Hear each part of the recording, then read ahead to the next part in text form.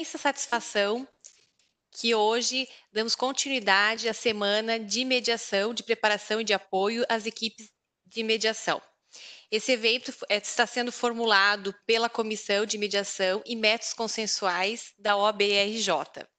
Agradecemos, então, inicialmente aos palestrantes que aceitaram prontamente o nosso convite em compartilhar os conhecimentos conosco na tarde e no início da noite de hoje.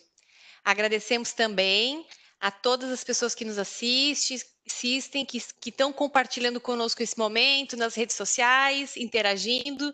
Estamos muito felizes. Agradeço também a todas as monitoras, equipe que está organizando com a gente esse evento. Agradecemos ao Adolfo e toda a equipe de TI da OAB RJ. Vou começar aqui lendo, então, passo a leitura dos currículos de uma forma muito sintética dos nossos convidados da tarde de hoje.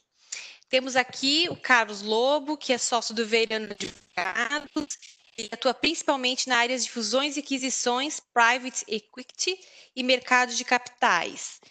Temos também Fernando Moreira dos Santos, é doutorando em Engenharia de Produção pela Universidade Federal de São Carlos, mestre em Processual Civil pela Faculdade de Direito da Universidade de São Paulo, professor da Fundação de Getúlio Vargas.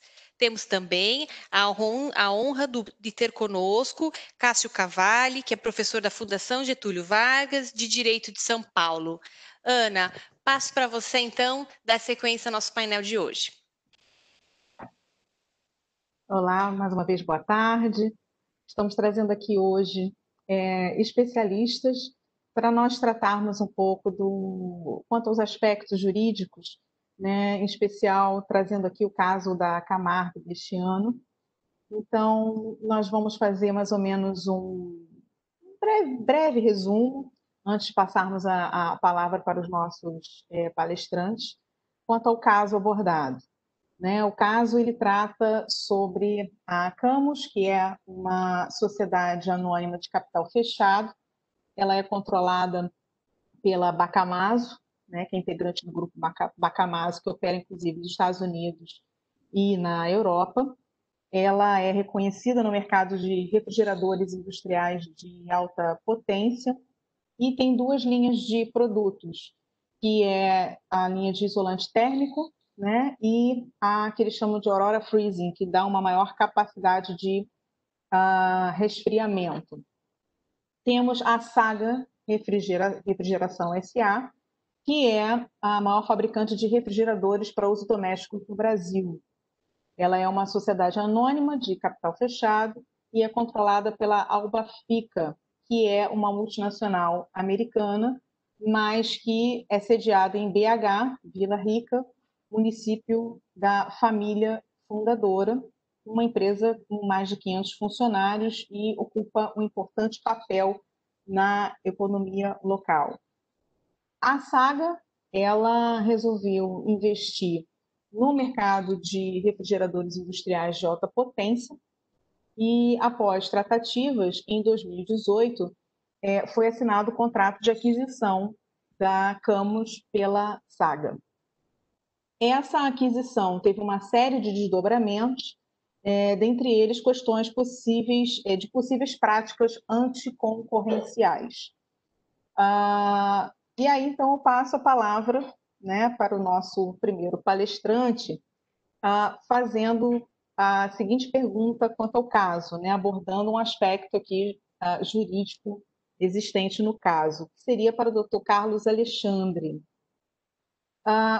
Quais os aspectos devem necessariamente ser observados numa operação de fusão e aquisição, Dr. Carlos?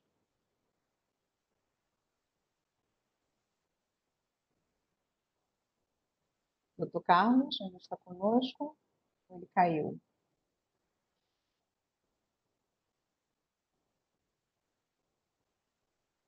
Eu acho que caiu. Estão me ouvindo bem? Tá, agora sim. O Dr. Carlos nos ouviu? Deixa eu ver. Está ótimo. Tá. Pelas palavras e pelo convite estar aqui com vocês. É um prazer. Enfim, em relação relação à sua pergunta, eu acho que eu queria explicar para o grupo a contribuição.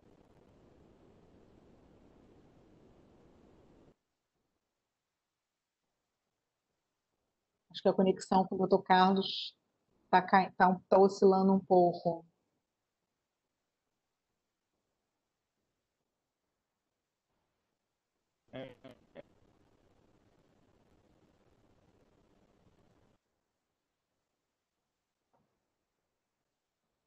Dr. Carlos.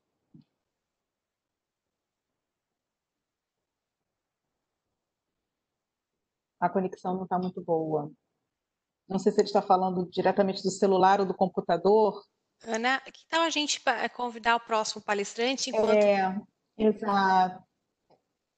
e uma nova Ele conexão, ou a gente verifica novamente. isso. Sim, então eu passaria a pergunta então para o Dr. Fernando. Tudo bem, Dr. Fernando? Tem som. Pronto, aberto o som aqui, perfeitamente. Okay. Então vamos passar enquanto o Dr. Carlos tenta retornar aí, né, para a nossa sala de bate-papo. Perfeito. Bom, doutor Fernando, qual a importância... Opa, voltou? Não, a conexão está falhando muito, doutor Carlos. Não sei se o doutor está pelo computador ou pelo celular.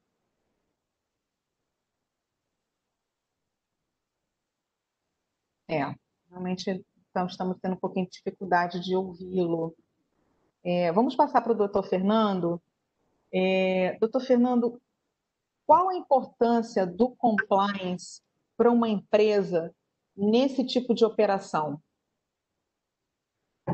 Bom, vamos lá. Primeiro, agradecer o convite. Muito obrigado pelo convite. É uma honra participar desse evento, ainda mais que durante o Camarb, né? O Camarb está mexendo aí com as instituições, com as universidades, sendo um período bem efervescente aí de discussão em torno aí do caso desse ano, que foi interessante até que trouxe um aspecto ligado ali à mediação também, falando que vai se tentar passar pela mediação. Pela mediação. É um aspecto bem interessante, porque cada vez mais a gente tem visto a necessidade de se conversar sobre a mediação empresarial, sobre um sistema efetivo de mediação que funcione. Claro que no direito brasileiro a gente, de uma certa forma, vai ter uma grande dificuldade de tratar esse tema com uma segurança jurídica muito grande, na medida em que o nosso acesso à justiça aqui é um acesso considerado como sendo apenas arbitragem e apenas judiciário. Então, a própria leitura que a gente tem atual do acesso à justiça ainda não favorece um sistema de mediação empresarial. Conciliação e mediação a gente tem visto muito em relação a direito de família, direito imobiliário, mas ainda não do jeito que deveria com a mediação empresarial. Talvez com a releitura desse conceito de acesso à justiça, como a professora Ada Pellegrini Grinover defendeu aí no final da vida ali, inclusive publicando no livro Ensaios sobre a Processualidade, um capítulo maravilhoso trabalhando a necessidade de a gente ter uma releitura do conceito de acesso à justiça para considerar como acesso à justiça também conciliação e mediação. Com isso, se a gente realmente passar por esse caminho, essa evolução de reler o acesso à justiça, não colocar a mediação e a conciliação como condição da ação, como se tentou com a CCP na Justiça do Trabalho. Isso aí é inconstitucional, não teria realmente como, inclusive como o Supremo Tribunal Federal já decidiu em relação às comissões de conciliação prévia, lá no momento da alteração da CLT. Mas uma releitura no conceito de acesso à justiça para se permitir entender que conciliação e mediação também trazem benefícios e também dão acesso à justiça, permitindo que a gente migre para uma análise mais do tribunal multiportas norte-americano, de qual é a melhor porta para a resolução do seu caso.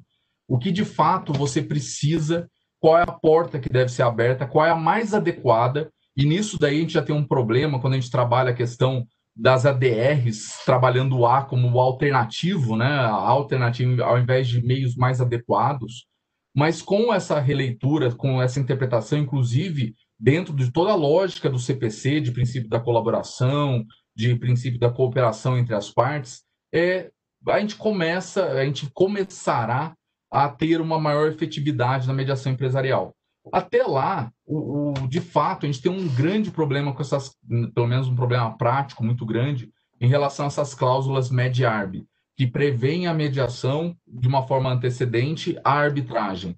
E na prática, o que a gente costuma ver são as partes cumprindo tabela, as partes querendo passar correndo pela mediação para já chegar na arbitragem e já ter ali a prestação da tutela judicial.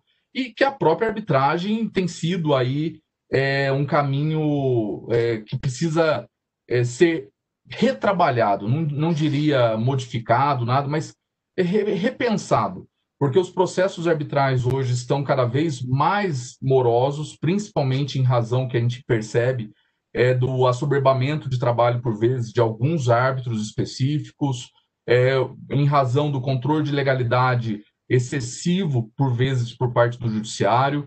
Então, a arbitragem ela tem se tornado, por vezes, um processo que tem levado 2, 3 anos.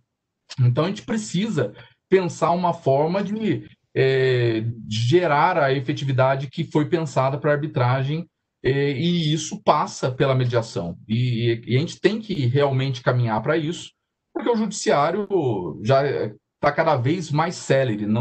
Eu tenho até medo de falar cada vez mais célere por aí ser mal interpretado nesse ponto. O TJ já atualizou os dados em relação à duração do processo, reduzindo de 10 anos para 6 anos e meio um processo judicial. Se uma arbitragem leva 2, 3 anos por vezes, o processo judicial já começa a competir, ao menos quanto ao aspecto do tempo. Claro que a arbitragem tem inúmeros outros aspectos que são ainda extremamente relevantes, como a questão do sigilo, como a confidencialidade das informações envolvidas. Por vezes, você não pode ver o nome dessas empresas na mídia. Então, de fato, a arbitragem ainda é um bom caminho. Mas precisamos considerar outras formas também, e se passa por essa questão da mediação prévia. Só que para uma boa mediação, como a mediação ela imagina que se haja um vínculo anterior entre as partes, ao menos o conceito técnico que a gente tem, se trabalha a mediação como ali a busca pela autocomposição, quando se tem esse vínculo já pré-existente entre as partes, o bom conhecimento de toda a matéria envolvida ajuda na busca da solução pelas partes. Porque se as partes sabem, conhecem o direito que têm, se elas sabem as chances de sucesso ou de insucesso, elas vão buscar com mais facilidade a autocomposição ali, porque elas sabem o direito ali que vai ser devido, se elas têm uma maior chance, uma menor chance. De fato, conhecer toda a dimensão do caso ajuda demais. E até, num caso de cláusula MED-ARB, o que parece ser ali mais ou menos o sentido do caso do Camargo desse ano, embora não tenha se explicitado essa questão, porque, se não me engano, no contrato não tem a cláusula MED-ARB. O que se tem é uma cláusula de arbitragem e se estipulou uma tentativa ali no curso de arbitragem, no início do procedimento, para se tentar a mediação. Mas, de fato, a boa preparação de uma defesa já vai ajudar nessa busca da conciliação e na autocomposição, melhor para a gente não confundir os institutos, para que, de fato, a gente tenha ali um resultado positivo ou até mesmo já tenha uma defesa bem elaborada para a arbitragem subsequente. Nesse sentido, a gente passa pela questão dos métodos de mediação, né? Vale a pena ali se considerar um cálculo, alguma coisa nesse sentido, para não se identificar estratégias nesse primeiro momento, mas é importante que as partes já conheçam exatamente o dimensionamento. De todo modo, nesse contrato aí, de uma forma antecedente até, e aí eu vou para a pergunta da questão do compliance, o que o compliance é relevante. O compliance ajuda muito nesse primeiro momento, já antes mesmo da arbitragem, lá na formulação do contrato, a identificar os riscos. E como? Por meio dos mecanismos, das ferramentas do compliance. O compliance, ele nada mais é do que a conformidade normativa para se mitigar riscos. E o que se faz por meio de ferramentas de compliance, ferramentas de programa de compliance. E essas ferramentas são das mais diversas conforme a necessidade. E uma dessas ferramentas que ajuda as empresas ali a observar a conformidade e mitigar os seus riscos, no caso de M&A, são as due diligences. As due diligences ajudam muito nessas operações, uma due diligence empresarial, para quê? Para a identificação dos riscos que essa empresa que está sendo adquirida, ou então a participação que está sendo adquirida, seja bem dimensionada quanto a esses riscos que estão sendo trazidos. Você precisa conhecer os riscos. É importante que a gente não confunda essa due diligence com uma auditoria. Não é um controle, não é uma auditoria, é uma identificação de riscos. O que você deseja nesse momento é identificar quais são os riscos que estão sendo trazidos para a sua operação. O que é que de fato vem para dentro da sua operação com essa aquisição, com essa fusão, com essa operação, reestruturação que vai ocorrer. Então, cabe ali às empresas envolvidas realizarem, e principalmente a compradora ali, bem realizarem essa due diligence para entender quais são os riscos que estão sendo trazidos. E dentro disso daí, já entrando um pouco ali na formulação que foi feita no caso, né, já se começa uma negociação no sentido de que a parte deveria já expor quais são os riscos que ela está passando, quais são, se ela está observando a lei, se ela não está, se ela está sendo objeto de investigação ou não está. Cabe a gente colocar também a necessidade da boa-fé objetiva. As partes têm que agir com boa-fé, entregando a informação, apresentando quais são os riscos, colaborando ali para que se chegue a um resultado útil dessas due diligências. E ambas as partes têm as suas responsabilidades nessa identificação dos riscos nesse momento da operação. E a partir do momento que a parte ela conhece algum risco, ela tem que bem dimensionar se vale a pena aquela operação ou não vale a pena aquela operação. Ela conhecendo ali os riscos relacionados àquela empresa que está sendo adquirida, ela tem que dimensionar se aquilo ali vai ter um impacto no que está sendo negociado, não está sendo. E isso aí faz parte, de uma certa forma, da sua obrigação de agir com boa fé em relação a essa operação. E aí eu já começo a entrar em algum aspecto específico do caso aí, que é a discussão em relação às questões que foram obtidas quanto aos processos do CAD, né? Porque ali o que aconteceu foi que se negociou toda a aquisição da participação societária e depois se descobriu que havia uma investigação no CAD, um inquérito no CAD, em relação a cartel no setor dos refrigeradores. E isso aí aflorou todo um debate para discutir sobre quem é que eventualmente omitiu essa informação, quem agiu de má fé em não contar sobre esse risco, e ali foi uma informação que transitou de uma forma até mesmo duvidosa, porque um processo que corria sob sigilo, um inquérito que corria sob sigilo, foi mencionado pelo primo da advogada que trabalhava numa empresa. Então, toda uma situação assim, um vínculo não societário, um vínculo até mesmo não ligado diretamente à empresa ali, um vínculo bem pessoal entre os envolvidos, e ainda um sigilo envolvido ali em relação a esse processo. Daí aflora essa questão e fala, e quem é a responsabilidade por esse risco que existia ali e a vendedora não elucidou, não apresentou. Mas a vendedora falou, mas eu não sabia, eu não tinha essa informação.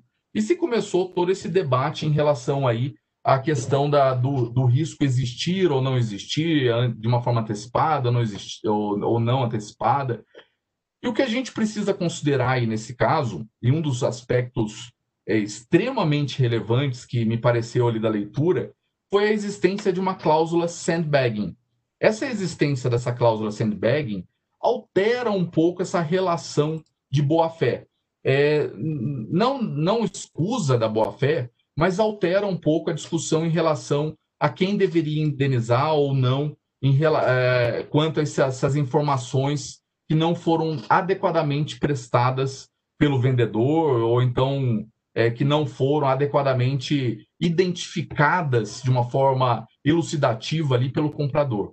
Então, o que a gente tem aí nesse contrato, retomando aqui um pouco o raciocínio, foi que a compradora iniciou o processo de aquisição das participações societárias e a vendedora falou, não, está tudo certo com a minha atuação aqui no Brasil, não tem nenhum problema concorrencial. A compradora identificou, por esses meios todos duvidosos aí, a existência provável desse inquérito no CAD, silenciou, assinou o contrato e depois veio alegar que não houve a prestação correta das informações por parte da vendedora e veio a pedir indenização. Aí, a gente vai primeiro para os aspectos contratuais. O que estava previsto no contrato? E no contrato existia a cláusula sandbagging. O que é essa cláusula sandbagging? A cláusula sandbagging, ela traz aí uma obrigação se for uma cláusula, uma coisa que pouco se diferencia às vezes no direito brasileiro, é a quem ela está favorecendo. Se fala muito aqui no direito brasileiro, cláusula sandbagging, mas não se fala em favor de quem ela está. E é importante essa diferenciação, porque a cláusula pró-sandbagging, ela é em favor do comprador. Pessoal, olha, comprador, se por acaso o vendedor não prestar com exatidão todas as informações, ele vai ser responsável por tudo que era relacionado à gestão dele. Tudo que dizia respeito à gestão dele, independentemente dele conhecer, não conhecer, de você, comprador, conhecer ou não conhecer, ele vai ser responsável. Então, se o contrato tem uma cláusula pró-sandbagging, o que a gente faz é responsabilizar o vendedor pelas informações em relação ao período de gestão dele, e em favor do comprador. E tem a cláusula anti-sandbagging. A anti-sandbagging, a gente faz essa proteção em relação ao vendedor, das informações que deveriam ter sido adequadamente prestadas pelo comprador. Então, de fato, aí, o que a gente está discutindo é uma cláusula pró-sandbagging, porque o comprador está falando, olha, e de uma certa forma, o vendedor também se embasa nessa questão de se buscar, inclusive, se não me engano, a anulação dessa cláusula, mas o comprador, ele fala, olha, eu quero ser indenizado, depois da assinatura do contrato, eu quero ser indenizado, porque você não me contou sobre a existência desse inquérito no CAD. Você não me contou desse risco tremendo que até afetou o preço das minhas ações, o preço da minha empresa, isso me trouxe um prejuízo tremendo, então agora eu quero ser indenizado. E, pela natureza da cláusula pró-sandbagging, ele teria direito, independentemente, inclusive, de conhecer ou não as informações. O comprador, mas você conhece as informações. Não importa. A gente contratou, pacta sunt servanda, a gente contratou que você é responsável por todo o seu período de gestão e pela adequada prestação das informações que dizem respeito a esse período. Então, se eventualmente tem alguma informação que você não sabia, problema seu. Contratamos que você é responsável e que você deverá me indenizar. Ocorre que quando a gente traz essa cláusula para o direito brasileiro, e aí no termo de arbitragem está lá definido que é a legislação brasileira que é a que rege toda essa relação, quando você traz para o direito brasileiro, a gente tem que interpretar isso também diante das nossas regras. O que o direito brasileiro diz? E aí a gente vai para o artigo 422 do Código Civil. Boa-fé objetiva. O sujeito ele não alega, ele esconde a informação. Se a gente está falando de uma omissão dolosa em relação a essa informação antes da assinatura do contrato, a gente poderia alegar até mesmo uma dissimulação em relação a isso. Se a gente está falando desse conhecimento posterior, aí já não vejo tanta relevância, porque dele já aceitou depois da assinatura do contrato, e eu diria que até mesmo irrelevante a data da consolidação ali do contrato, que importaria seria a mesma assinatura do contrato, se antes ou depois da assinatura do contrato. Mas se de fato ele conhecia antes da assinatura do contrato e silenciou, ele está, de uma certa forma, dissimulando a sua real intenção, que já é buscar a indenização. Ele já sabia daquela informação, ele já conhecia o risco, ele silencia, não fala nada, entra nesse contrato, assina esse contrato, e depois vem e fala que o sujeito é responsável. Aqui nos novos direitos brasileiros, né, e vale a pena citar o eterno e amigo professor Flávio Tartucci, que fala muito dos novos direitos, vale lembrar que a gente tem uma regra aqui que é do TUCOC. Pela regra do TUCOC, ou até tu brutus, né, que decorre daquela expressão latina, até tu brutus, o sujeito ele não pode utilizar ali a própria torpeza para buscar um benefício próprio. Então, ele, nesse primeiro momento, ele vai lá, realiza as due diligence ali decorrentes dessa busca de informação duvidosa, uma informação que não sei se ele deveria ter tido acesso, mas o que importa é que depois que ele teve acesso, ele foi diligente em verificar as consequências, os efeitos, e ele silencia, não leva nada disso para o contrato. Depois que os efeitos surgem e dá o problema, aí ele vem, alega uma indenização, inclusive contra a sua conduta prévia, que ele já tinha aí buscado todas as informações necessárias por meio dessa investigação preliminar, e ele vem e fala que agora é culpa da vendedora, por mais que essa cláusula pro-sandbagging seja uma cláusula admitida no direito brasileiro, e o Tribunal de Justiça de São Paulo já tem aí julgados que servem até como parâmetro para a admissão dessa cláusula no Brasil, a gente não pode aceitar que uma cláusula dessa ela cubra o dolo, ela cubra a má-fé. Uma cláusula dessa seria mais ou menos aquela discussão do seguro do D&O, né, Directors and Officers Insurance, para a proteção da má-fé. Você está praticamente dando uma carta em branco para o sujeito fazer o que bem entende. Olha, tem um seguro que te protege de má-fé. Então, pratique corrupção, faça o que bem entender, que depois o seguro vai cobrir. E o Tribunal de Justiça de São Paulo já se pronunciou no sentido, em um caso específico, já se pronunciou no sentido, tem uns 2 anos, salvo engano, no sentido de que esse seguro de D&O não pode cobrir a má-fé. E a discussão aí, eu faria um paralelo muito grande com essa questão do seguro não poder cobrir a má-fé em relação à cláusula pro-sandbagging. Ela também não pode aí cobrir a má-fé, porque isso viola os nossos princípios. Por mais que tenhamos um contrato com toda a definição das regras de indenização, no caso de prestação mal feita das informações que tratam ali do risco, o fato é que o nosso direito ele não coaduna com a proteção da má-fé, a proteção do dolo. A gente tem princípios contratuais aqui, teoria geral do contrato, o nosso direito é muito principiológico, né? Falamos aí sobre a constitucionalização do direito civil. A gente não pode coadunar com um sistema em que o contrato acabe por sobressair em relação aos princípios da boa-fé objetiva, aos princípios aí maiores que o nosso direito civil tem. Então, eu acho que um dos grandes pontos, outro ponto também que poderia ser discutido ali em relação à produção da prova, né? Tem toda uma discussão ali sobre a produção probatória, no caso, mas aí já entraria especificamente no procedimento arbitral.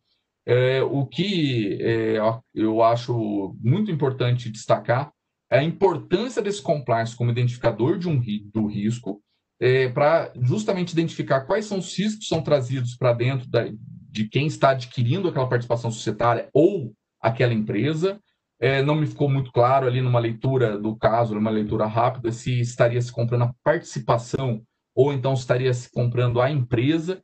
Talvez seja um ponto a ser melhor explorado, inclusive, nas manifestações que vão ser produzidas, e definir bem o objeto, definir bem a extensão. Seria interessante estabelecer, então, essa extensão, ali, essa importância do compliance, e depois a questão desse compliance ter dado as informações necessárias para a compradora, e a compradora não poder vir aí contra as suas atitudes, contra a sua conduta, numa ação nitidamente de má-fé ali a princípio, né, pelo que a gente levanta rapidamente analisando, e requerer uma indenização em face da vendedora. Então, e aí, assim, a discussão poderia até ir além da gente discutir se aplicaria, nesse caso, o regime dos vícios redibitórios. Mas aí é uma discussão que não vou nem me arriscar a entrar, porque não conseguiria chegar a um consenso, ainda mais em tão pouco tempo. Se bem que eu queria ter aproveitado a participação dos professores aí do professor Carlos, professor Cássio, para trazer esse tema e ouvir a opinião deles em relação à aplicação do regime de vícios redibitórios nessa aquisição que está sendo formulada. E daí a importância até de se entender se está se adquirindo a empresa ou a participação societária, para se identificar da possibilidade ou não de se aplicar esse regime do vício redibitório eventualmente ali. Mas vício redibitório que favoreceria o entendimento da compradora, mas que teria que enfrentar toda essa questão do TUCOC, dela estar vindo aí numa atitude nitidamente de má-fé, eventualmente, se isso ocorresse antes da assinatura do contrato. Bom, era essas minhas considerações, eram essas. Eu fico à disposição para continuarmos, prosseguirmos aí no debate. Espero ter observado o tempo. Muitíssimo obrigado. Foi muito, muito esclarecedor. Conseguimos, nesse tempo, né, o Dr. Carlos Lobo retornar aqui para a nossa plataforma. Já nos ouve bem, Dr. Carlos? Eu ouço bem vocês. Vocês estão me ouvindo? Muito bem. Perfeitamente. Peço desculpas aí então, por agora... esse caso fortuito aqui na questão tecnológica. Não tem problema. Não, isso aí não tem problema, né? Aquela questão quem faz ao vivo, né? Com essa gente vai acontecer tudo, não tem problema. Eu brinco que, assim, antigamente a gente tinha preocupação de perder o voo, não conseguir voar. Hoje em dia é conexão, porque às vezes a gente consegue ou não. Então, isso é os nossos dias atuais. Perfeito. São nossos dias atuais. Então, doutor Carlos, nós começamos, então, acho que está vendo só um pouquinho de retorno, não sei se o seu celular ainda está conectado. Não. Não. Não. Tá bom? Então, retorno agora a palavra, né, com aquela pergunta que eu havia feito, né, que quais são os aspectos que devem ser observados, necessariamente observados numa operação de fusão e aquisição. Tá ótimo, eu te agradeço. Bom, então, tentando retomar onde eu estava falando, foi ótimo que a fala do Fernando complementou bastante as minhas colocações. Quando a gente está falando de uma operação de compra e venda de empresas, aí sob a ótica societária propriamente dita e de direito civil, porque uma operação de compra e venda de empresas é uma combinação, né, em termos de direito material, direito societário, do ponto de vista de formalizações, de documentos, estruturas da operação, mas é uma operação também muito de direito civil, porque é essencialmente um processo de alocação de riscos, né? Então, compradores e vendedores, eles estabelecem um preço, uma avaliação para a empresa, fixam, então, a condição, o preço estabelecido e as condições de pagamento, mas, acima de tudo, e muito importante também, em complemento ao preço estabelecido, é acordar de que forma com que os passivos e contingências relacionados à empresa que está sendo adquirida vão ser alocados entre compradores e vendedores. Afinal de contas, isso vai acabar tendo um impacto econômico significativo para as partes, né? Então, às vezes, muitas vezes, quando isso não é bem estabelecido, o comprador acaba herdando, porque é o sucessor, é o novo dono, as contingências. Então, isso precisa ser muito bem estabelecido, né? E como é que isso é feito nesses contratos, né? A cláusula, obviamente, o Fernando colocou isso, né? As cláusulas de declarações e garantias foi um instituto que a gente herdou do direito anglo-saxão, né? O contrato no direito americano, em inglês, já tem esse instituto há muitos anos. Desde a década de 70 já se vê isso nos contratos. E o Brasil passou a incorporar isso nos últimos, talvez, 10, 15 anos, 20 anos, quando o Brasil entrou num processo de internacionalização maior. As declarações de garantias é essencialmente um mecanismo pelo qual, então, o vendedor disponibiliza ao comprador um número grande de informações sobre a companhia que está sendo adquirida, né? E o racional por trás, só abrindo um parênteses, é bem interessante, é um princípio de law in economics, né? Que é uma teoria acadêmica desenvolvida principalmente na Universidade de Chicago, nos Estados Unidos, de que, do ponto de vista econômico, é mais eficiente o vendedor disponibilizar as informações para o comprador do que o comprador gastar uma fortuna para descobrir algo que o vendedor já sabe, né? Então, é preferível que o vendedor disponibilize, voluntarie essas informações para que parte do dinheiro que seria gasto pelo comprador pode ser usado no preço, né? Para o vendedor. Então, a declarações de garantias é a cláusula do contrato, então, em que essas informações vão ser divulgadas, informadas. Então, a forma como ela é redigida é muito importante, porque aí você já começa o jogo de alocação de risco. Muitas vezes elas têm qualificadores, né, em que o vendedor diz, segundo o meu conhecimento, não há nenhuma contingência, alguma coisa desse tipo, ou não há nenhuma contingência que seja relevante. Enfim, tem várias formas de redigir isso, em que você vai, de alguma forma, alocando risco, né? Uma outra cláusula muito importante é a cláusula de indenização, porque é ali que vai ser realmente estabelecida a dinâmica, as regras de alocação de risco, o que exatamente é de responsabilidade do comprador e o que é de responsabilidade do vendedor. Então, é preciso ser muito detalhista nesse aspecto, limitadores de responsabilidade até tal valor, valores mínimos, por quanto tempo, indenizações específicas que sejam buscadas pelo comprador. Então, a cláusula de indenização é muito importante sobre esse aspecto. Obviamente que tem minúcias dentro do contrato que acabam também impactando muito, não são necessariamente cláusulas, mas, por exemplo, contratos como esse de compra e venda, você geralmente tem uma seção onde você define uma série de termos que são usados ao longo do contrato. Uma dessas definições, para esse fim específico, é a definição de perda, né? O que é indenizável propriamente dito. Então, como você define perda, vai ser determinante numa disputa como essa, né? Então, só traçando e antecipando uns comentários sobre o ponto aqui específico, se a gente olhar os fatos do caso,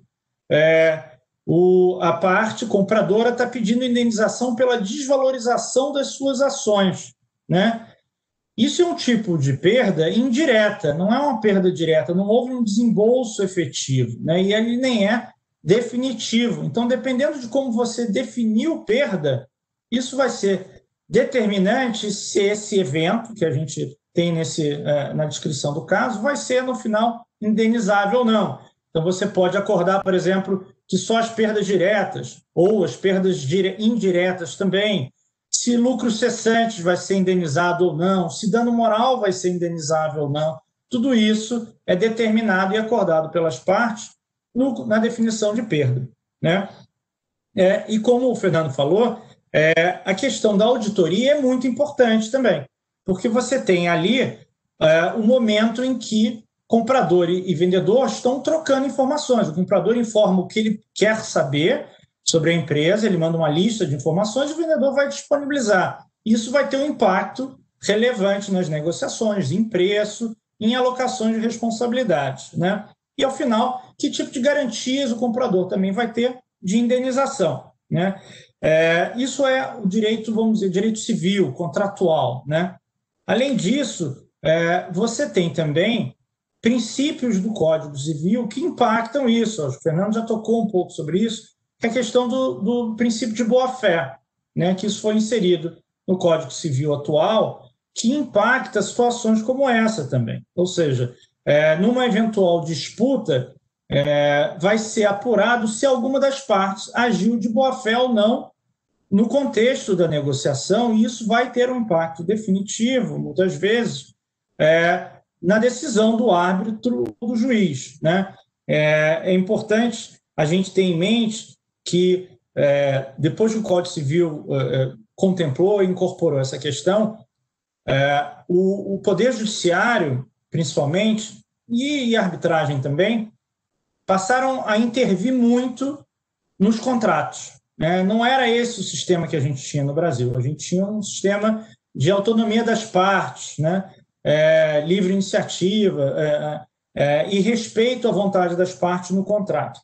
Quando menções como essa, boa-fé, função social, foram inseridas no Código Civil, isso deu um poder muito grande aos juízes e árbitros em questões como essa que a gente está aqui examinando, tentarem inferir quais eram as intenções das partes e o que seria razoável, o que seria justo.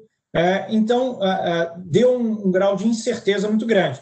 Recentemente, o nosso Código Civil foi alterado pela Lei da Liberdade Econômica, que buscou restringir um pouco a atuação dos juízes nesse sentido, respeitando mais um pouco o que está escrito nos contratos, que eu acho que é uma iniciativa muito válida. Isso é um pouco dos princípios, né? Cláusulas contratuais, princípios legais que influenciam uma situação como essa. Indo aqui para o caso concreto, para a gente aplicar um pouco esses princípios teóricos que, enfim, um mediador numa situação dessas teria que se deparar, né? O caso concreto é bem delicado, né? Num jargão assim, a bola é muito dividida, tá? Por quê? Porque você tem uma situação clara pelos fatos de que o comprador tinha conhecimento, né? E uma situação um pouco nebulosa se o vendedor sabia exatamente ou não, né? Pela descrição dos fatos, o comprador toma conhecimento por meio do primo, do amigo, etc. e tal, algo que eventualmente o vendedor não tinha sido ainda nem notificado. Ele poderia, de fato, não ter notícia dos fatos, né?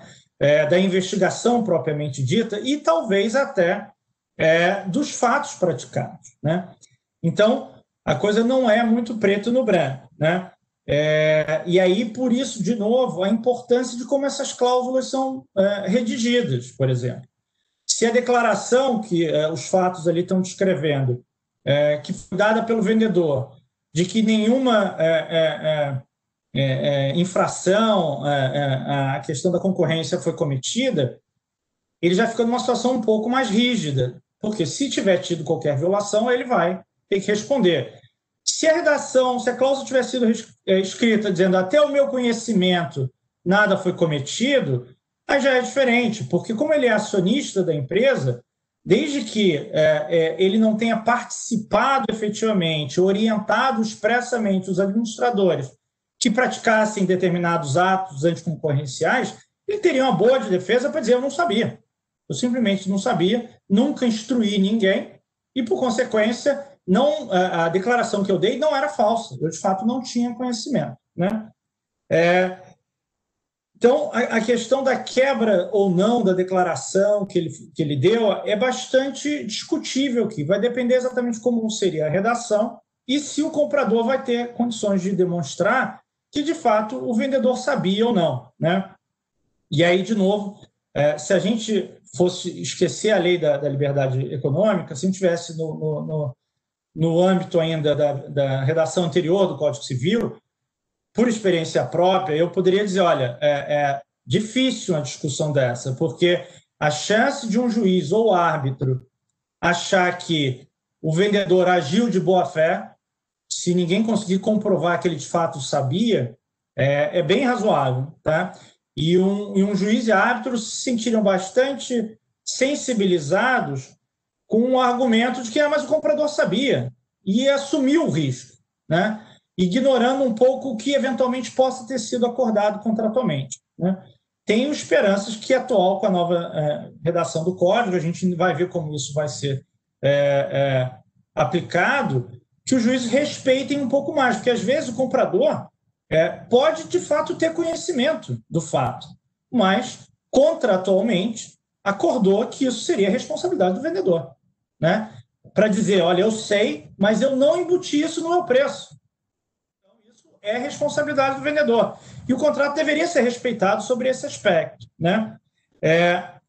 E aí a gente entra numa outra discussão que não só essa questão de sabia, não sabia, quebrou, não quebrou a declaração, como a definição de perda estiver estabelecida no contrato também vai ser muito importante, como eu adiantei um pouco para vocês. A mera perda de valor de uma ação não costuma ser algo indenizável, tá? Por diferentes motivos. Primeiro, porque é extremamente subjetivo e é temporário, né?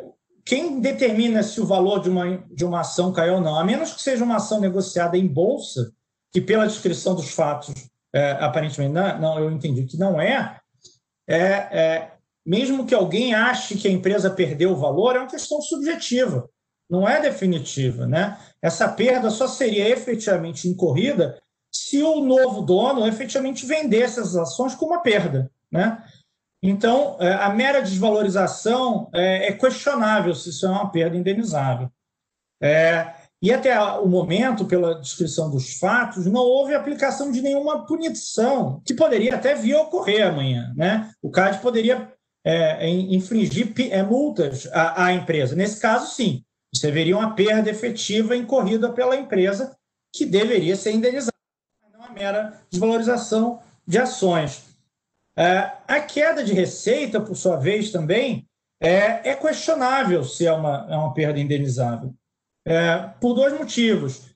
Perda de receita não é vamos lá, voltando para a definição de perda do Código Civil, né? Perdas são perdas e danos. A perda é a perda efetiva e os danos são os lucros cessantes, o que se deixou de auferir, né? Então, dependendo de como você definiu perda no contrato, se são só perdas efetivamente ocorridas, você não pega lucro cessante. Logo, perda de receita não seria indenizável. Então, a menos que os lucros cessantes estejam expressamente previstos no contrato como algo indenizável, o vendedor teria um pleito razoável para dizer, não, no nosso contrato não prevê indenização por perdas e danos, né, por lucro cessante, o que daria bastante discussão para isso, né? E ele teria, vendedor, um outro argumento para dizer, olha, queda de receita já vai me impactar, eu, vendedor, negativamente no preço. Porque, como vocês devem estar lembrados, o EBITDA da empresa afeta a parcela variável. Então, ele vai dizer, bom, se eu tiver que indenizar o comprador, ele vai estar se beneficiando duas vezes, porque ele vai pagar menos pela empresa, porque a receita da empresa caiu, e eu ainda vou ter que indenizar por isso, né? Então, ele tem um argumento forte para dizer ali que ele, ou bem eu pago menos o preço, ou indenizo, eu não posso fazer os dois, porque senão o comprador vai estar se beneficiando duas vezes, né? Uma outra questão que poderia ser avaliada, dependendo do contexto, é a questão de dano moral e reputacional. Dependendo de como estivesse definido no contrato, de novo, mera variação de ação não seria indenizável. Lucro cessante, se isso não estiver expressamente no contrato, também, eventualmente, não seria indenizável. Mas se você, advogado do comprador, tivesse inserido danos morais ou danos reputacionais, talvez isso seria objeto de indenização, né? Porque, independente de uma perda efetiva material, um desembolso efetivo, é claro que houve um dano reputacional. As duas empresas foram prejudicadas por isso. E isso talvez daria margem a alguma indenização já nesse momento. Então, jogando no colo dos mediadores, teria muita questão para ser discutida, né? Ambos os lados teriam pleitos razoáveis, mas me parece um ótimo caso para mediação, porque ninguém tem um ganho de causa evidente aqui. Evidente. Então, me parece que um acordo seria bom para ambas as partes, né? O que a mediação me parece seria interessante nesse caso. Muito obrigada, doutor Carlos. Foi um prazer. Pelos esclarecimentos e elucidações dos aspectos tão relevantes desse caso. E nós vamos agora, que o tempo passa tão rápido, nós vamos passar a palavra para o doutor Cássio Cavalli, onde nós, no caso, gostaríamos, né, de saber quais os benefícios da mediação na solução de conflitos contratuais e societários, doutor Cássio. Ótimo. Bom, boa tarde a todos. É um prazer, satisfação estar aqui. Agradeço a Ana Paula e a Ana Lúcia pelo convite, pela organização. É um prazer dividir essa mesa com o Caco Lobo, com o Fernando, enfim, que já praticamente esgotaram e fizeram apresentações e exposições muito qualificadas. Então, eu aqui dentro dos limites do nosso tempo, enfim, vou fazer algumas ponderações sobre o caso e sobre a mediação, enfim, especificamente, como um método de solução desse conflito. O primeiro ponto aqui que é importante, que eu ponderaria, com base no que o Caco falou, é a questão do como é que você precifica participação acionária para fins de aquisição de uma empresa. Como é que se dá essa precificação? E de um modo geral, aqui, a gente pode recorrer como paralelo, como analogia, às discussões de direito civil sobre venda de imóveis ad corpus e ad mensurem. Às vezes, a gente compra um imóvel porteira fechada, não importa o que tem dentro, o preço é aquele. E, às vezes, a gente compra um imóvel descrevendo qual é a medição exata, e qual o preço por metro quadrado, enfim. E daí, nesse caso, se tiver alguma coisa diferente lá dentro, você pode ou pedir complementação diária ou eventualmente resolver o contrato. Compra e venda de participação acionária se parece muito mais com uma compra de porteira fechada. Pensem, por exemplo, aqui no caso de compra e venda de ações no mercado de bolsa. Você vai lá e compra uma ação que está cotada a um determinado valor. Aí depois se descobre que aquela companhia tinha problemas de compliance, de corrupção, e a cotação das ações cai. Você vai poder dizer, não, eu não comprei isso, a metragem, entre aspas, aqui na metáfora não corresponde. Não, você comprou a porteira fechada, é uma dada cotação. E daí, por isso, a importância, né, do que falou o Caco aqui, quando você vai fazer uma aquisição de controle acionário, enfim, de conseguir tentar trazer informações à tona sobre eventos e fatos que podem afetar a rentabilidade da empresa, enfim, né, liabilities que podem se fazer presentes, de modo que daí se possa, identificando esses riscos que impactam, fazer uma alocação de riscos, seja por meio de uma regulagem em cláusula de preço, então no valor do preço, ou na forma do pagamento do preço, posso fazer rollbacks, escrow accounts, enfim, você pode ter diferentes formas de mexer no preço, ou às vezes você não mexe no preço, mas você mexe em declarações e garantias, e nas garantias aqui, cláusulas de indenização. Se tais eventos ocorrerem, daí indeniza-se isso ou aquilo, ou permite-se que se movimente a escrow, e por aí vai. Daí porque um M&A e processos de aquisição de empresas realmente são altamente aqui desenhados e dependentes da vontade das partes. Se parte do princípio de que a porteira é fechada. Se você pagou pela aquisição das ações do bloco de controle, o preço é esse, as ações são essas e cada um vai para cá. Quando se vai fazer um SPA, quer dizer, começar aqui a negociar um contrato mais completo, se quer trazer informação à tona, precificar o risco e alocar esse risco, enfim, de uma forma adequada. Então, por isso aqui a vontade das partes é muito importante. Isso aqui eu acho que é a essência de uma operação de M&A. Agora, e uma mediação funciona como um método de solução desse tipo de litígio? E esse é um ponto interessante, né? A gente pode extrapolar essa pergunta para basicamente questionar o seguinte, que é em que circunstâncias a mediação pode ter alguma utilidade e conduzir a uma boa solução, e em que circunstâncias a mediação talvez não seja tão boa assim. Acho que todos aqui presentes já leram textos sobre quais são as causas ou as falhas, as causas de eventuais insucessos de uma mediação. O que pode levar ao insucesso de uma mediação? E daí tem aquelas listas várias sobre essas causas de insucesso, e dentre elas a gente vai encontrar, por exemplo, o perfil ou a qualificação do mediador, para perceber, enfim, aquela relação específica, ou a forma pela qual se vai, na mediação, antecipar o que acontece nas hipóteses de certos impasses se estabelecerem. E esse aqui é um ponto fundamental. Existem várias relações contratuais que antecedem um M&A e que, por vezes, justificam um M&A, uma aquisição, e que o problema é basicamente o seguinte. Imaginem vocês uma empresa e tem um fornecedor. E sem o fornecimento desse fornecedor, essa empresa aqui fecha, ela não consegue encontrar fornecimento de um terceiro a preços razoáveis, por logística, seja o que for. Então, essa empresa aqui é dependente do seu fornecedor. E se há um contrato de fornecimento entre essas empresas, e uma delas é dependente, o que pode acontecer aqui nessa relação contratual? E quem está numa posição de vantagem possa tentar um comportamento que a economia chama de oportunista, tentar obter um maior valor de pagamento pelo seu fornecimento mediante uma ameaça crível de rescisão do contrato.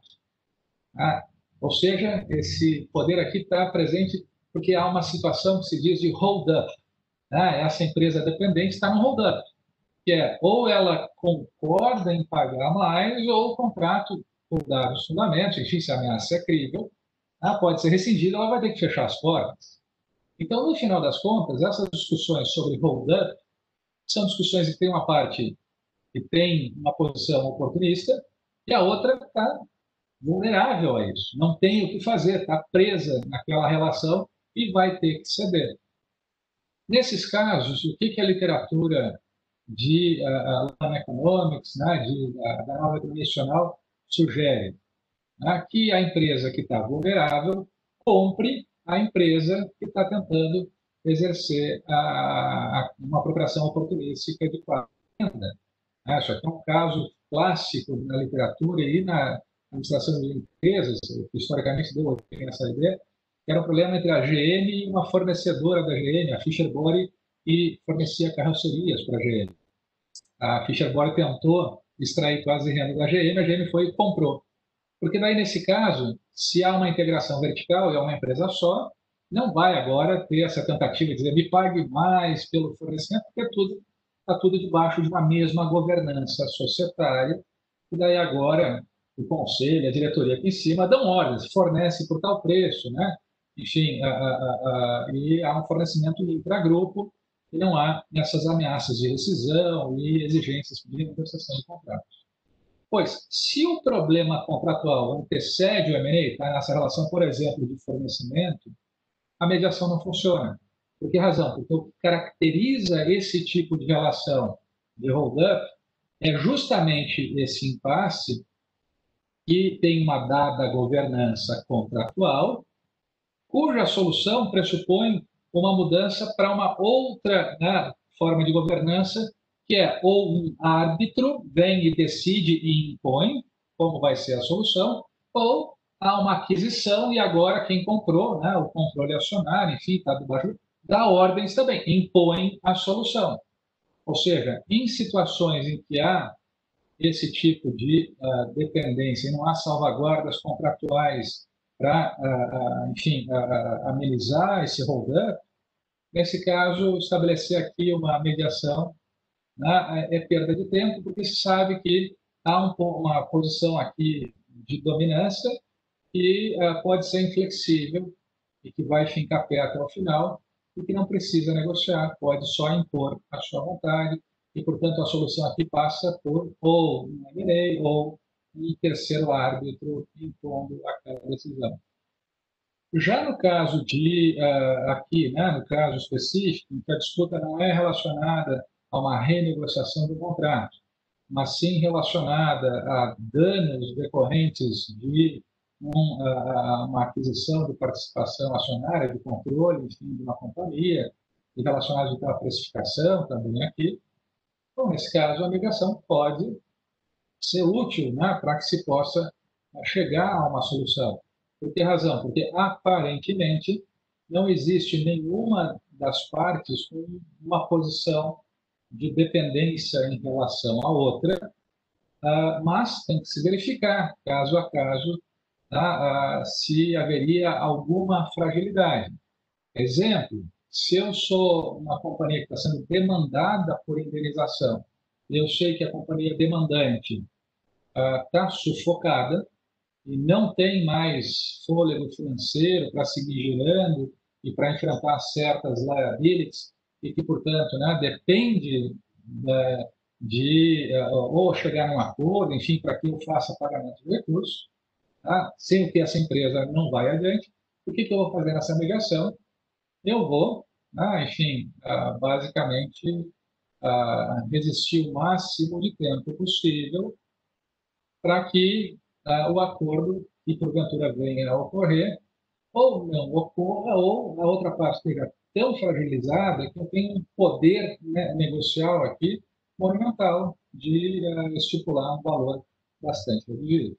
Então, é muito importante tentar identificar se a gente tem uma relação de dependência ou não, ou de um poder de uma parte sobre o outro, para saber se a mediação vai fazer sentido no final das contas, porque, do contrário, a gente pode iniciar uma mediação fadada ao insucesso, só vai retardar mais a solução, enfim, porque se sabe que tem, dadas as circunstâncias daquele contrato, uma parte que tem um poder, né, acentuado em relação à outra.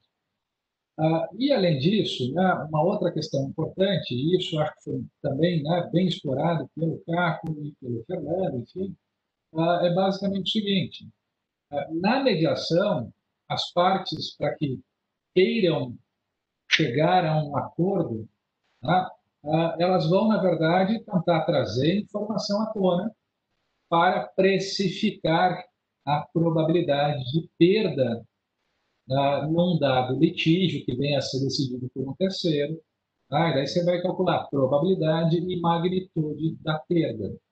Ou seja, se eu sou um desses litigantes aqui, eu estou, por exemplo, sendo demandado pela indenização.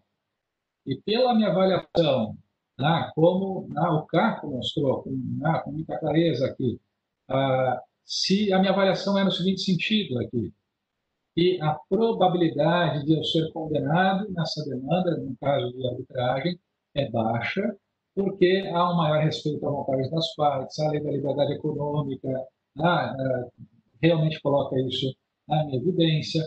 Os contratos de M&A são, pelos usos e costumes, técnicas de alocação de risco e precificação de acordo com a vontade das partes. Então, se eu avalio que a probabilidade de eu ser condenado a indenizar é uma probabilidade baixa, ainda que o valor da indenização pudesse ser eventualmente alto, eu vou talvez não ter um incentivo muito grande para chegar num acordo, a menos que esse acordo seja por um valor inferior ao valor esperado da minha condenação, que é o resultado da multiplicação da probabilidade pela magnitude. Se eu entendo que a magnitude, o valor que eu posso ser condenado a pagar, também não é expressiva, a probabilidade é baixa, bom, nesse caso, eu aceito só um acordo que seja por valor inferior ao valor esperado naquela operação. Eu, então, trago informação sobre características jurídicas. Eu tenho tal argumento, eu tenho outro argumento, um contra-argumento, enfim, daí as partes vão avaliar a probabilidade do evento, precificar a magnitude dos eventos e daí vamos dizer, peraí, se eu ganhar a ação, nesse caso eu não pago nada. Se eu for condenado, eu posso aqui ser, meu valor presente aqui é de X aqui, um valor baixinho. Então, na verdade, aí eu posso também calcular aqui as minhas despesas processuais, quanto eu vou gastar nessa disputa e tal, e daí eu vou ter uma faixa, que é o meu valor aqui de ameaça, vamos dizer assim, até onde eu estou disposto a negociar um acordo, uma mediação.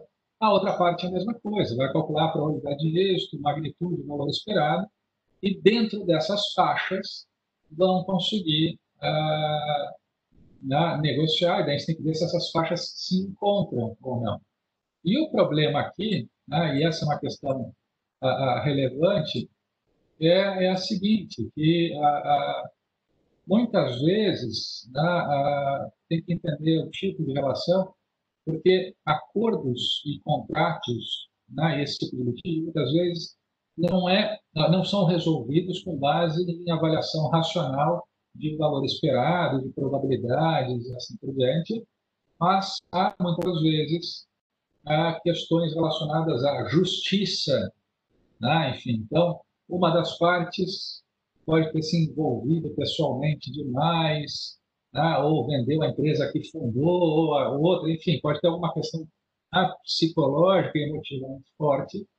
E daí, ainda que o cálculo diga, olha, pelos valores aqui, de fato, a faixa dessa mediação do acordo vai ficar bem baixa, pode funcionar. E a outra parte diz, não, porque isso é injusto, porque eu tenho que dar uma lição no outro lado e assim por diante. Ou seja, muitas vezes, trazer informação à tona numa mediação para que se possa precificar o acordo e promover esse acordo, enfim, ainda que funcione trazer à tona a informação e precificar, pode haver aqui impasses decorrentes não de avaliações racionais, mas sim de algo muito importante no processo decisório humano, que é a noção de justiça. Às vezes a gente não está nem um pouco preocupado com os valores, mas está preocupado em que, ainda que possamos perder, e a gente quer passar um recado, quer que justiça seja feita e assim por diante. E, nesse caso, se o comportamento é nessa perspectiva, né, não racional, quer dizer, no sentido de não estar preocupado com valores, mas sim em dar um recado, nesse caso, a mediação pode ter alguma utilidade, e é o que a literatura traz, que é tentar trazer essa emoção e colocar pé no chão da emoção, dizendo, olha, tem tais faixas de valores, a probabilidade de você ganhar essa ação é baixa, a probabilidade de você ser condenado e ter que pagar honorários de custo é muito alta. Fazer, Então, de certa para fazer forma, um choque de justiça, realidade, né, doutor? tentar trazer e botar pé no chão. Então, esse é um papel importante para um mediador perceber esse tipo de comportamento e tentar, aí nesse caso, esse é o papel da mediação, tentar auxiliar as partes a levantar a informação para que possam precificar esse acordo e chegar numa faixa de acordo. Mas se as partes estão emocionalmente envolvidas, né, se estão psicologicamente, enfim, isso pode ser muito difícil. Todo mundo já deve ter visto ou ouvido falar em disputas, por exemplo, de família, né, que as pessoas estão magoadas umas com as outras e daí acabam não fazendo acordos, porque assim, eu posso perder tudo, não ficar com nada, mas eu vou mostrar para aquele cretino, para aquela cretina, enfim, que não é assim que se faz. Então eu perco, mas também ela também perde, ou ele perde. Quer dizer, muitas vezes as pessoas estão tomadas de preocupações muito mais emotivas e é difícil trazer as pessoas para um chão frio de fazer cálculos de probabilidade e de valor. Isso acontece em M&A também. Imagina, você funda uma empresa, trabalha a vida inteira naquela empresa, deu sangue e depois vende para alguém e daí lá, enfim, você não está muitas vezes pensando no valor, mas sim e na continuidade daquela marca, daquela história, e assim vai.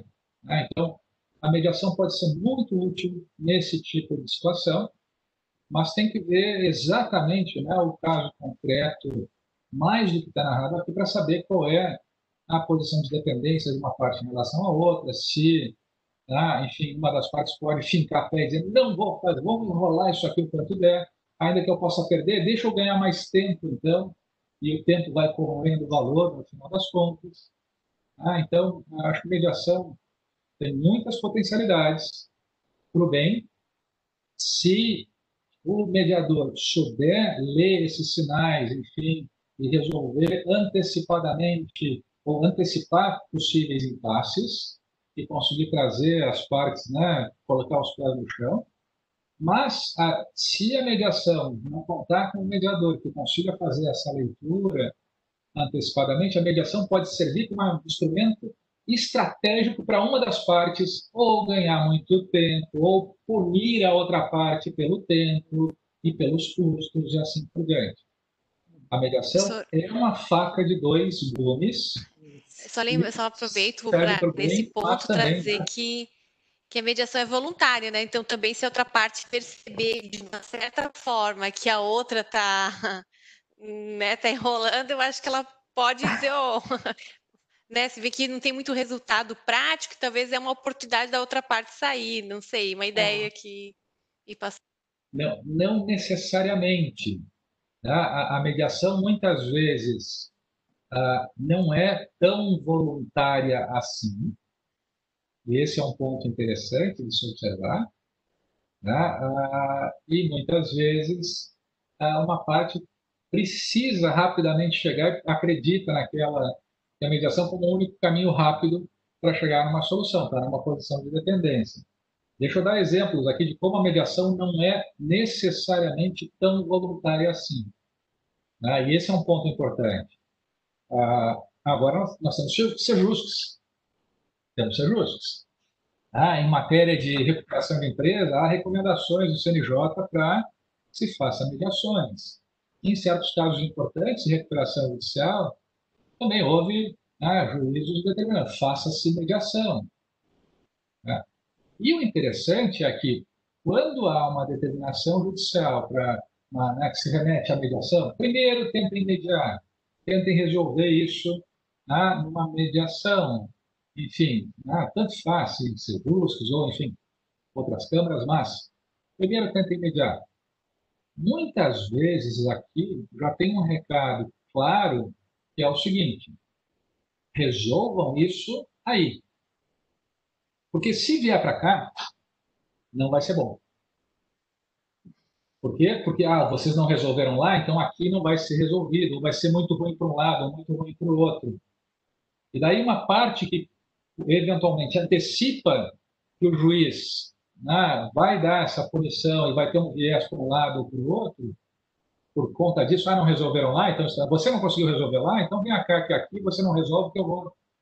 A parte está presa lá, ela precisa ansiosamente resolver isso lá, porque, né, acha que numa demanda judicial vai estar numa posição de desvantagem por não ter conseguido resolver na mediação, e daí o juiz vai impor alguma punição.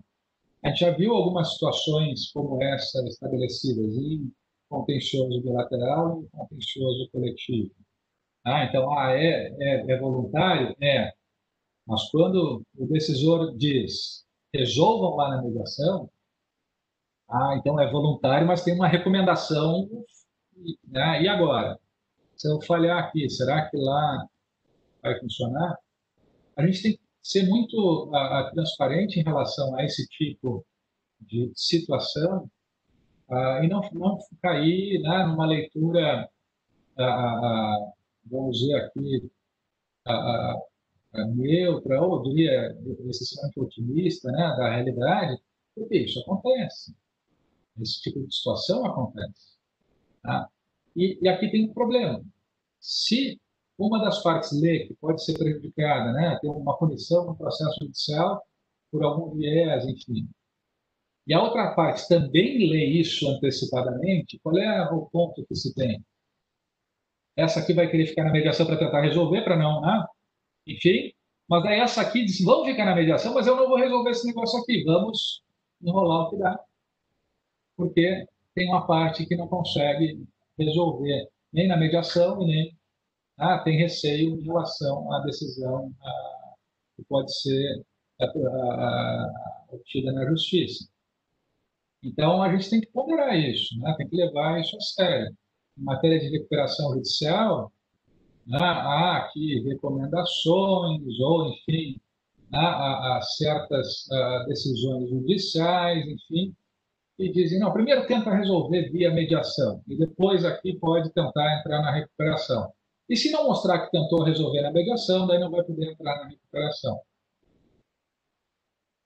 Isso pode ser um problema de viés, né? Enfim, não é tão voluntária necessariamente, né? Ainda que você que escolhe, você que faz, mas se você escolher vir para cá, daí você mas acho que o que a Ana realmente colocou é muito pela questão, assim, a parte não é obrigada a permanecer na mediação, né? Então, acho que essa questão da voluntariedade...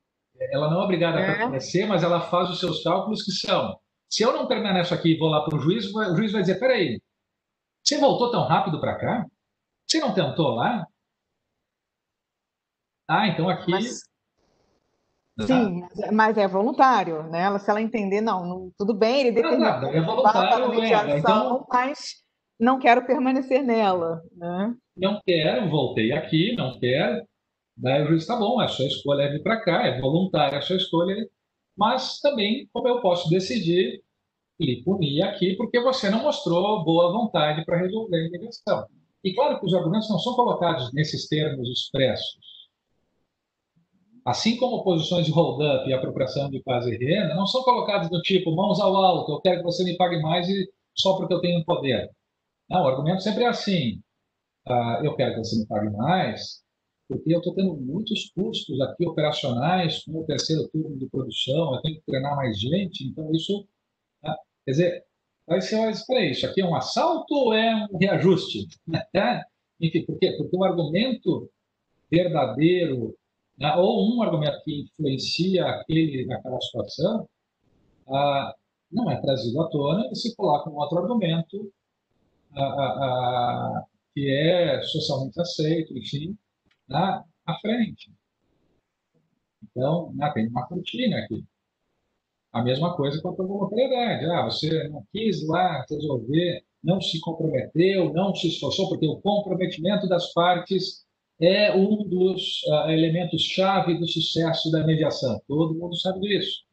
Então não deu certo, então você não se comprometeu, então venha para cá. É voluntário vir para cá também, ok? E agora tem vieses, né, aqui associados. A gente tem que pensar nisso antes. E tem que realmente reconhecer que existem esses vieses. Enfim, ainda que não sejam declarados, ou expressos, ou aparentes, né? Enfim, possam subjacentes a uma outra camada argumentativa. Por que razão? Porque só assim, na mediação, se vai ver se há condições efetivas de negociar uma solução, ou se uma das partes lá está aprisionada na mediação e a outra está num poder de, enfim, né? Vamos aqui, então, ganhar tempo. Você não pode falar que você tem que passar tempo aqui para mostrar que se comprometeu, e eu aqui vou ficar bem, não vamos resolver nada, enquanto você vai asfixiando financeiramente, ou, enfim, seja o que for. Esse tipo de leitura é muito importante. Eu acho que e daí esse trabalho que vocês fazem na OAB, e que a Juliana Loss faz, e que é um trabalho fundamental. A formação de mediadoras e mediadores qualificados que saibam fazer esse tipo de leitura é o que define o sucesso ou não da mediação. E o bom nome da mediação, porque se o mercado perceber que a mediação, o ser justo, seja as variações possíveis, é mais usada para o mal do que para o bem, ou seja, usada estrategicamente para retardar, para punir, para se poder impor soluções contra quem está dependente, uma posição de vulnerabilidade, assim por diante. No final, todo mundo pode falar mal da mediação, depois isso não é bom. Então, esse trabalho de formar mediadores com qualificação, com capacidade de ler a situação, e identificar até as limitações da mediação para dizer, olha, aqui eu não consigo antecipar impasses e disciplinar o que vai ser feito, eu estou vendo que a situação não é favorável e, portanto, a mediação, claro que, mas não parece ser o melhor caminho, porque pode ser usada para o mal, e daí ninguém vai ficar feliz com isso. Claro, quem se beneficiou, né, vai ficar feliz, mas, enfim, vai ter uma mancha, né, ao bom nome da mediação. Enfim, então, a gente tem que pensar, acho que mais do que numa mediação, mais do que uma avaliação estritamente jurídica da situação, a gente tem que pensar com a cabeça de quem decide nas empresas. E quem decide nas empresas não é o departamento jurídico, é quem vai fazer cálculo financeiro, planos de negócios, também vê questões jurídicas e bota na balança, e tem skin in the game, tem disposição. Então, a gente tem que pensar com essa cabeça, de quem é diretor, presidente de conselho, para ver como é que essa parte aqui vai se comportar. Não é como o advogado, o jurídico dessa parte. E o outro lado a mesma coisa. E daí a gente vai entender os comportamentos estratégicos nessa mediação para poder construir boas mediações ou evitar que más mediações sejam realizadas, porque são essas que ninguém quer que aconteçam. Ninguém quer que a mediação seja utilizada estrategicamente para o mal. E que a Câmara de Mediação, a mediadora, sejam instrumentos de perpetração desse mal. Isso ninguém quer, certamente. Mas, enfim, é um assunto fascinante. Mediação é um dos grandes temas em matéria contratual, em matéria societária. É um tema não só fascinante, mas com grandes potencialidades daqui para frente, enfim, para resolver impasses e problemas. Excelente, doutor Cássio. Muito obrigado pela sua excelente explanação. A hora passou que nós nem sentimos, né, Ana? Tão bom que a gente tem vontade de continuar aqui por muito mais tempo. Foi excelente, foi muito agregador, né? Isso, mas eu acho que nós temos Temos perguntas, né? é. Inclusive no chat eu vi aqui que nós temos perguntas. Olá, As monitoras farão? boa noite, Bem. tudo bem? Bem, primeiramente, muito obrigada, professor Fernando, doutor Cássio e também ao doutor Alexandre, que precisou sair porque tinha um compromisso previamente marcado. Ana Lúcia, Ana Paula, muito obrigada. Temos, sim, perguntas. Vou começar com uma pergunta, não sei, vocês, por favor, Ana Paula e Ana Lúcia, depois nos controlem em questão de tempo, tá? Que vocês Tem no uma controle só, do não sei tempo. se você viu que tem uma Vi. no chat. Isso aí, tem essa aqui do Alex Vinícius Santana Souza, que ele pergunta acerca da cláusula de sandbagging. Ele pergunta, a cláusula de sandbagging pode ser via de mão dupla? Ou seja, ambos os lados podem ser responsáveis? Me permitem só fazer uma observação em relação a isso? Eu tinha comentado em relação da pro-sandbagging e da anti-sandbagging. A pro-sandbagging é em favor do comprador e a anti-sandbagging é em favor do vendedor. E ali no contrato, parece ter um anexo do caso ali, que é propriamente o contrato. Dei uma passada de olho ali e me parece que tem a definição nos dois sentidos. Então, não é que a cláusula sandbagging ela é de mão dupla. Vai depender do que as partes negociaram e ali me parece que sim, se adotou essa em ambos os sentidos e o que se está discutindo no caso é a cláusula pro-sandbagging, em favor do comprador da participação societária. Perfeito, maravilha. Muito obrigada, professor Fernando. Em razão do horário, eu vou pegar mais uma aqui aleatoriamente, que chegou no privado, desculpa os demais, mas é realmente estritamente em razão do horário. Quais cuidados as empresas devem ter ao se relacionar com outras que já enfrentaram escândalos de exposição como as do caso?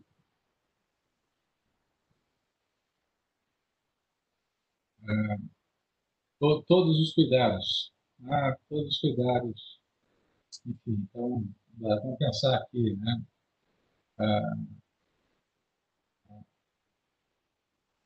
A matéria de corrupção no Brasil é bastante recente. Tanto a legislação anticorrupção, enfim, né, sobre compliance, quanto a utilização dos mecanismos institucionais de enforcement dessas regras também é algo bastante recente, né? Tem menos de uma década. Então, o Brasil está aprendendo a lidar com questões de compliance e com questões de anticorrupção, e, portanto, como estamos aprendendo, ainda existem uma série, vamos dizer, de dúvidas quanto a, por exemplo, se houver prática de atos de corrupção por uma empresa, qual é o valor que pode chegar a uma indenização, uma multa anticorrupção? Quais os critérios que orientam essa indenização, essa multa? Como há dúvidas, a gente pode, enfim, a gente tem uma faixa muito ampla para precificar esse tipo de risco. E, portanto, enfim, você tem que ter já aqui esse cuidado depende de uma incerteza, que é, bom, se eu não sei exatamente se há ou não alguma liability anticorrupção, e se eu assumir que existe essa liability, eu tenho dificuldade em precificar isso, bom, nesse caso, eu tenho que assumir uma série de posturas que me protegem contra esse cenário de incerteza, o que pode envolver exigir declarações muito rígidas, com indenizações ilimitadas e prazos muito longos, enfim. Né? E se você é alguém que está adquirindo um ativo desses, às vezes, dependendo da importância do ativo para a sua operação e da capacidade de geração de valor, e dependendo do risco do cavalo de Troia que você pode estar comprando, você compra um ativo que traz junto consigo uma liability que enfim, uma arrasa quarteirão, vai destruir a sua empresa inteira. Bom, nesse caso, você vai ter que se dedicar muito mais à diligência, enfim, para conseguir levantar informações e, eventualmente, você pode não seguir em frente. Mas como assim? Né? Como é que vai verificar isso? Bom, você vê se o veículo-alvo que você quer comprar, primeiro, contrata com o poder público. Então, participa de licitações frequentemente, contrata concessões, enfim, tem relações com o poder público, ou é uma empresa privada cujo mercado não envolve o poder público, que os financiadores não são do setor público, são financiadores privados, bancos privados e assim por diante. Essa é uma primeira leitura, né? O risco de haver aqui atos de corrupção em relação ao poder público, para acionar aqui a 2.846, está presente mais em quem contrata mais com o poder público, participa de relações, ou o poder público é acionista minoritário, né? Enfim, tem participações acionárias e assim por diante. Se você já vai, bom, então eu tenho que ter mais cuidado, eu vou dedicar mais tempo à diligência e a monitorar, né? Enfim, o que está se passando. Em certos mercados de aquisição de ativos relevantes, mas não companhias,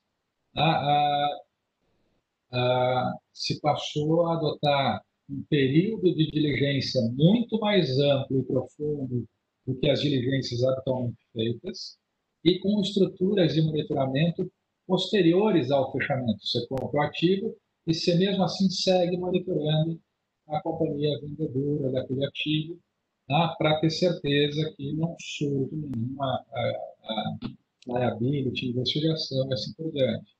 Ou seja, as práticas de aquisição, diligência, enfim, tanto em M&A societário, né, share deals, mas quanto em asset deals, na aquisição de ativos específicos, vão levar isso em consideração, vão aprofundar a diligência, vão demandar mais tempo de negociação, vai ser mais duro o processo de negociar declarações anticorrupção e indenizações, conseguir indenizações irrestritas, e assim vai. Então, acho que o mercado já incorporou muitas práticas, alterou e adaptou suas práticas, mas ao mesmo tempo está aprendendo a precificar esses riscos, enfim, e isso é algo que... Se me permitir uma observação, lembrando que dentro dessa fala do professor Cássio, eu acabei me recordando que o decreto 8.420 de 2015, que regulamentou a lei anticorrupção e diz o que é o programa de integridade para fins de lei anticorrupção, né, que seria um programa de compliance lá naquela ótica da lei anticorrupção, ele coloca no artigo 42 16 ferramentas que devem constar nesse programa de integridade, e uma delas é o due diligence empresarial, em operações societárias. Então, esse mecanismo, tudo isso que o professor Cássio está colocando, se coaduna exatamente com o programa de integridade que foi trazido pela lei anticorrupção.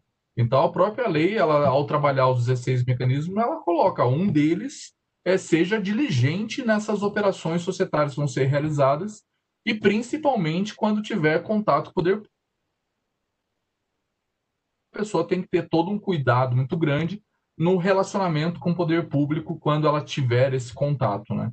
Então, tudo isso fecha dentro dessa nossa nova lógica de combate à corrupção, nos termos que o Jorge Cássio estava colocando, essa necessidade de se bem elaborar esses mecanismos de due diligence diante dessas operações societárias, né, dentro dessa linha de combate à corrupção. Excelente. Bom, Bárbara, acho que pela questão do tempo, né, nós não poderíamos fazer mais perguntas, né? Maravilha, muito obrigada pelos esclarecimentos. Nós temos um recadinho para passar, só por conta para passar para o pessoal, que amanhã, então, hoje a gente encerra, né, com a Ana Lúcia e a Ana Paula vão encerrar ainda com vocês a live de hoje, e retornaremos amanhã, dia 1º de outubro, com live às 6 horas da tarde, às 18 horas, dicas de captação de patrocínio. Depois teremos às 20 horas, 8 horas da noite, dicas e percepções sobre competições internacionais. E depois teremos às 8h45, live com a equipe finalista. Perfeito? A gente encaminha o link para o dia de amanhã, para o evento dia de amanhã, através dos e-mails dos inscritos, na bio do nosso Instagram da Comissão de Mediação, como tem sido todos os dias do evento. Muito obrigada. Obrigado a todos. Muito obrigada a todos. Boa noite. Obrigada, boa noite.